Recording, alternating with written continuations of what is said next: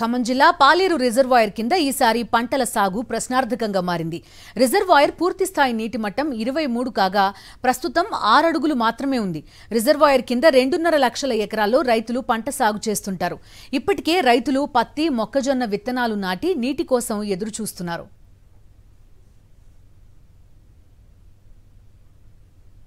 మరింత సమాచారం మా ప్రతినిధి మహేందర్ అందిస్తారు.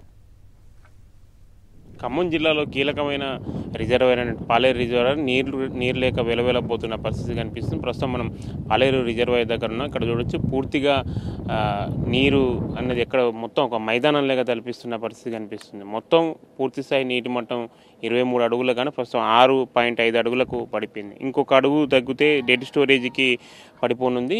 ఈ ప్రాజెక్టు సంబంధించి ఆధారపడి కూడా చాలామంది రైతులు సాగునీరు సంబంధించి పంటలు పండిస్తూ ఉంటారు. కానీ ప్రస్తుతం నీరు లేకపోవడంతో కూడా పంటలకు సంబంధించి కూడా ఇబ్బందులు తలెత్తే అవకాశాలు కనిపిస్తున్నాయి. అటు త్రాగునీటి పరంగా కూడా ఖమ్మం టౌన్తో పాటుగా చాలా ప్రాంతాలకు ఇక నుంచి త్రాగునీటి అవసరాల కోసం నీటిని విడుదల చేస్తుంటారు. అయితే డెడ్ స్టోరేజ్కి పడిపోతే పరిస్థితి ఏందన్న ఒక ఆందోళన మాత్రం ఇక్కడ స్థానికుల్లో నెలకొంది. మనం ప్రస్తుతం స్థానికులు మనకు అందుబాటులో ఉన్నారు, వారిని అడిగి తెలుసుకునే ప్రయత్నం చేద్దాం. ఎందుకంటే డెడ్ స్టోరేజ్కి చేరువ ఉన్న నేపథ్యంలో ఎటువంటి పరిస్థితులు ఉంటాయి, రాబోయే రోజుల్లో వర్షాలు లేకపోతే ఏందన్నది వారిని అడిగి తెలుసుకున్నాయి. పాలేరు రిజర్వాయర్ అనేది చిన్న కాల ఆయకట్టు.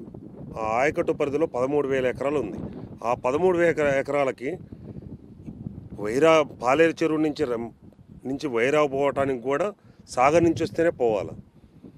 కానీ సాగర్ నుంచి నీళ్ళు రాకపోయినా కూడా ఇక్కడి నుంచి పైకి తీసుకుపోతున్నారు నీళ్ళు. ఇది కాదు, అసలు ఫస్ట్ పాలేరు చెరువు పాత ఆయకట్టుని స్థిరీకరణ చేయాలి. ఇప్పుడు పూర్తిగా డెడ్ స్టోరేజ్కి వచ్చింది. ఓన్లీ ఇప్పుడు తాగునీటికి, ఆ తాగునీటికి ఇంకో 2-3 రోజులు అయితే ఆ తాగునీటికి ఇంకా సరఫరా లేదు.